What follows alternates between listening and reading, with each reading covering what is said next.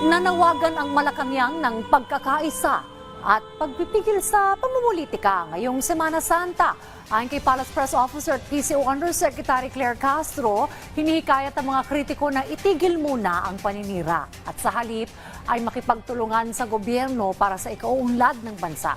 Ipinahayag din niya na hindi napapanahon ang mga batikos na may pansariling interes sa gitna ng mga hamon na kinaharap ng bansa.